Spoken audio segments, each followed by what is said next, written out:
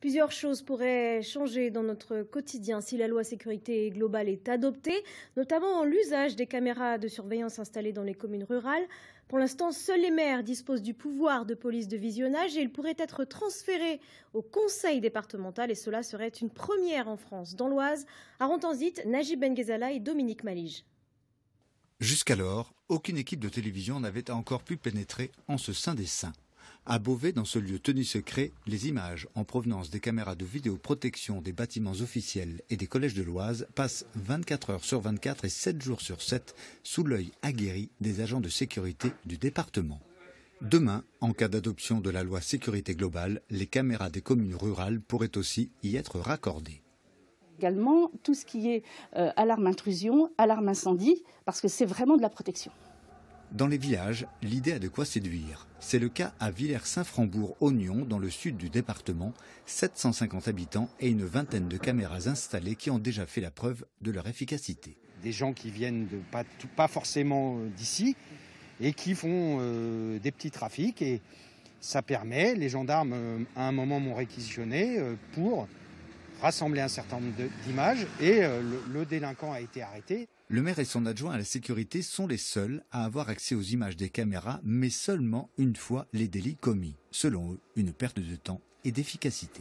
Il faut attendre d'avoir la réquisition de la gendarmerie, ce qui peut prendre plusieurs jours. Et alors que si vous avez une personne qui supervise en temps réel, on peut penser aussi à la nuit dans un centre dédié, eh bien, l'efficacité de la gendarmerie, puisque nous sommes en zone rurale, s'en trouve optimisée. À l'avenir, via le centre de supervision, les gendarmes pourraient donc visionner directement les images en cas de délit commis en zone rurale. Les gendarmes n'auront pas vocation à suivre, eux, en direct ces images, mais en cas d'événement particulier, je pense, je ne sais pas, un cambriolage avec un délit de fuite, par exemple, où on sait qu'un véhicule part dans telle direction, on pourra, grâce à l'appel des images à mon centre opérationnel et au lien qu'on a avec ce centre de supervision départemental, suivre un véhicule dans sa fuite à travers le département et l'intercepter plus facilement. Le département de l'Oise subventionne l'installation des caméras à hauteur de 50%, mais cela reste insuffisant pour ce maire. Est-ce qu'à Bonneuil-en-Valois, vous avez des caméras? Non, aucune caméra. Pourquoi?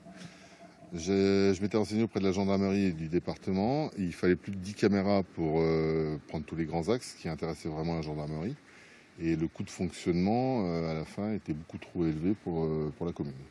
Aujourd'hui, le département de l'Oise se dit prêt à accompagner financièrement davantage les villages qui voudraient s'équiper à leur tour en caméras reliées au centre de vidéoprotection, dont le coût de fonctionnement est estimé à 550 000 € par an.